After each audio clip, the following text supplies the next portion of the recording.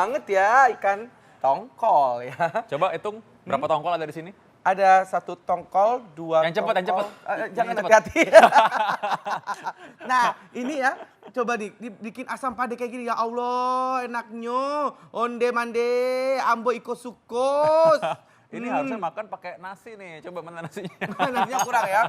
Ya. Ini ternyata khasiatnya kayak apa, Dok? Nah, ini ikan sebenarnya dikenal sebagai salah satu makanan yang paling sehat nih. Jadi ikan itu daging yang sehat dimakan. Tapi Karena- ada yang alergi ternyata ya. Iya, alergi pada daging. Itu kasihan deh kalau Iya, alergi. betul sekali. Kasihan banget, dia nggak bisa mendapatkan. Nah, kita panggil aja narasumber pada hari ini. Ya. Dr. Ida, spesialis gizi klinik. Halo, Dokter Ida, spesialis gizi klinik. Dok, ini tadi karena Kak Bekti tidak mau disuruh ngitung ikan tongkol. Saja, Vito atau Ya, betul. mitos atau fakta? Fakta atau mitos ini, Dok, konsumsi ikan tongkol dapat membantu perkembangan otak. Fakta atau mitos itu, Dok? Ini fakta. Fakta loh. Nah, Kenapa supaya tuh, Dok? ngomongnya Ya. bisa cepat, Yes. konsumsi Nah, yang banyak. oh, betul ya, baik, Dok. Jadi otaknya loncatnya bagus. Oke, gini.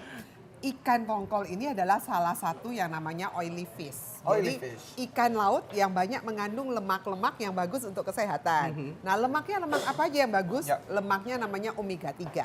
Nah, omega 3 itu ada 2 partikelnya, ada 2 bagiannya yang sangat bagus, yaitu EPA dan DHA. Dan DHA ini sangat baik sekali untuk perkembangan otak, sel otak ya. Jadi bagus sekali. Jadi ini adalah suatu fakta bahwa kalau kita makan ikan laut, terutama yang oily fish, itu memang bagus sekali untuk sel otak. Baik. Aduh, mudah-mudahan nih orang yang pengen makan ikan tongkol nggak keracunan ya. Karena Nggak soalnya keracunan. katanya ada isunya nih, katanya ada racunnya katanya. Jadi mereka takut makan. Jadi itu menimbulkan alergi atau efek gatal. Mitos atau fakta? Nah, ini adalah mitos. Oh, mitos. Iya. Jadi tidak Gini. menimbulkan efek gatal. Bukan, Ya. menimbulkan mengandung racun. Oh, Sebetulnya oke. dia tidak ada racunnya ya. Oke. Jadi racun yang sering ditakutkan dari ikan-ikan laut itu biasanya adalah merkuri.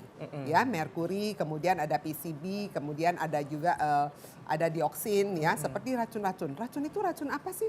Racun kontaminasi dari lingkungan. Oh, Nah, lingkungan. jadi laut yang sudah terkontaminasi dengan limbah-limbah itu, nah itulah yang bisa meracuni. Begitu. Nah, tapi yang ada di awam adalah kok kalau makan ini kulitnya pada gatel. Nah, itu bukan racun, Oh. itu namanya alergi terhadap protein Oh, ikan. gitu. Dan ikannya bukan karena racunnya Bukan ya. racunnya. Karena ikan tongkol itu tidak ada racun. Tetapi apakah ikan tongkol itu mengandung merkuri? Itu fakta atau mitos? Nah, merkuri itu bisa aja ada di daging ikan. Jadi? Ya, jadi ini bisa menjadi satu mitos juga, bisa Oke. jadi satu fakta juga. Oke. Tergantung. Jadi Tergantung. ikannya adanya di mana? Kalau ikannya hidupnya di daerah yang perairan yang bersih, yang tidak ada kontaminasi, maka ini adalah mitos. Oke. Ya. Tergantung polusinya juga, Tergantung makanya hati-hati polutannya, juga. iya. Ya kita kalau makan juga dari mana nih diambilnya ya. Betul. Nah, tuh, bro. Nah sekarang kalau misalnya kita makan ikan tuh kadang-kadang kan kayak gini. Saya terus terang kadang-kadang nggak bisa bedain nih yang mana ikan tongkol.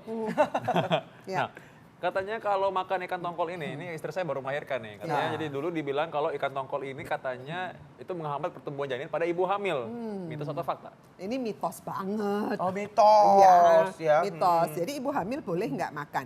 Boleh makan ikan, tapi yang paling sering ditakutkan adalah ikannya terkontaminasi. Itu. Nah, itu yang ditakutkan oleh dokter-dokter. Makanya orang-orang suka bilang, oh jangan makan ikan, takut nanti anaknya terkontaminasi dari merkuri. Bisa aja. Jadi usahakan untuk mengurangi tingkat kontaminasi, carilah ikan yang segar, Ikan yang jangan segar. ikan yang sudah diawetkan. Misal di kaleng-kaleng kan banyak sekali tuh Nah, jual. betul. Nah, jangan pilih yang model seperti itu, tapi pilihlah ikan yang segar ya. Baik. Baik nih, Dok, ini masih membahas seputar fakta dan mitos seputar ikan tongkol. Konsumsi ikan tongkol baik untuk kesehatan jantung. Fakta atau mitos, Dok? Nah, ini fakta.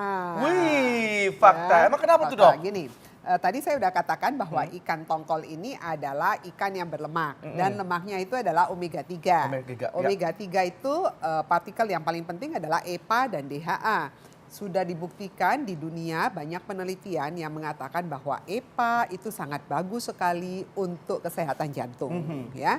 Kesehatan jantung, pembuluh darah, nah dan sebagainya untuk ikut menurunkan kolesterol juga.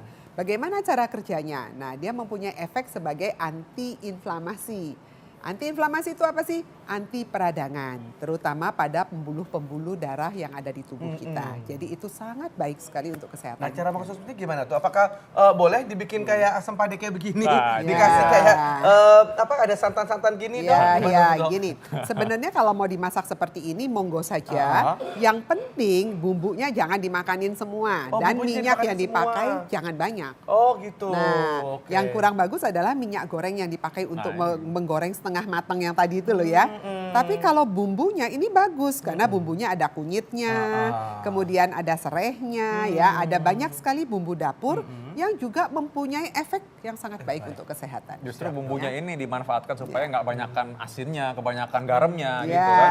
Ini rasanya dari sini, jadi nggak terlalu berasa banget. Betul. Baik. Ada lagi nih manfaatnya selain kesehatan jantung, ikan tongkol ini juga menjaga kesehatan mata. Mitos atau fakta? Nah, ini adalah fakta.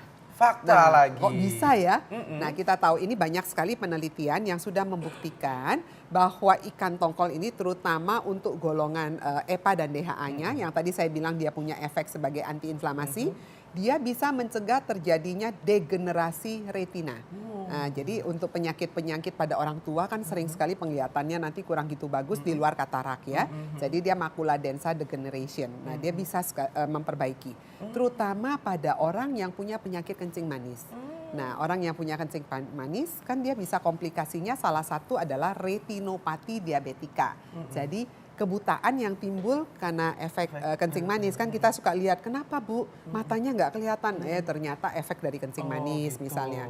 Nah dengan banyak konsumsi ikan-ikan laut seperti ini dia bisa menurunkan resiko untuk terkena retinopati diabetika. Wah, bagus Ya, nih kayaknya jadi ya, bagus. untuk Iya. mata, biar nggak mata duitan, ya, biar nggak mata gelap, ya, mata keranjang gitu juga ya.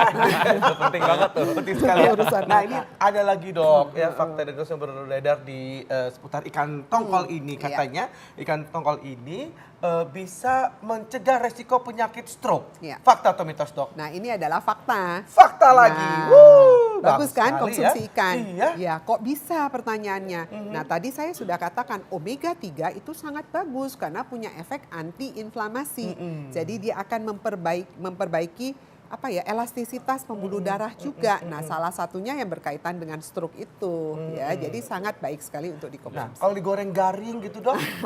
Itu Nah, dia itu masalahnya. dia masalahnya, benar.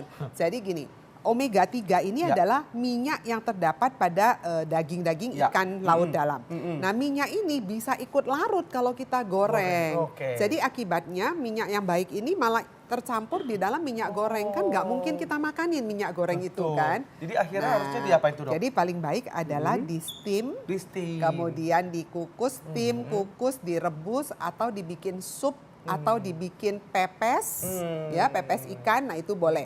Atau ikan mau dipanggang gitu juga boleh. Cuma jangan lupa sebaiknya menggunakan daun. Jadi jangan langsung dengan ikannya, karena begitu warnanya hitam, hitam itu sifatnya adalah karsinogenik, ya. Jadi paling bagus memang usahakan jangan terlalu banyak kontak dengan minyak supaya minyaknya tetap ada di daging ikan. Jadi pada waktu kita makan dagingnya, kita juga mendapatkan manfaat dari si minyak ikan tadi. Oh ya, kalau gitu jangan digoreng. Nah, Ya. kalau itu yang lain caranya bisa juga dipindang ya. Ah, Bukan betul. dipinang ya, dipindang.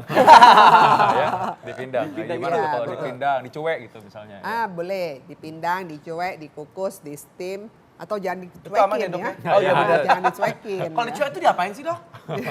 Itu kayak dipindang gitu kan, kayak di asam. gitu. Iya. Nah, kan ini katanya selain ikan ini juga katanya dia bisa mencegah risiko osteoporosis atau pengapuran. Ya, mitos atau fakta? Nah, ini juga fakta. Oh. Nah, banyak kan manfaat ikan. Banyak banget manfaat ikan makanya ya. harus budayakan makan ikan. Betul, budayakan Sudah makan betul, ikan seperti iya. Ibu Menteri bilang ya, Ibu Susi ya. Iya, betul. Lah kok bisa dia mencegah osteoporosis? Kita tahu bahwa ikan ini juga kaya akan mineral-mineral yang sangat bagus untuk kesehatan tulang. Ya, salah satunya adalah kalsium, ada fosfor, ada mangan, ada magnesium di dalamnya. Dan juga ikan ini mengandung antioksidan, namanya selenium. Nah, selenium ini juga memberikan efek yang luar biasa untuk kesehatan. Wow. Ya. Jadi kalau kita konsumsi setiap hari itu bagus atau gimana Dok? Gini, Konsumsinya? oleh dunia Ya. ya WHO, FAO dan sebagainya dan pemeriksaan dari jantung juga ya, AHA ya, mereka sudah katakan minimal konsumsi ikan itu 2 porsi dalam 1 minggu minimal. Dua porsi Nah, satu minggu tuh satu minimal. porsi itu berapa banyak pertanyaannya ya? Mereka tulisnya kira-kira 100 gram. Jadi misalnya hari Senin dan Kamis kita keluarkan menu ikan gitu. Kalau saya mau lebih boleh nggak? Boleh, tapi paling tidak 1 kali harus ada oily fish. Jadi ikan-ikan yang berlemak itu, yang laut dalam ya. Oh baik.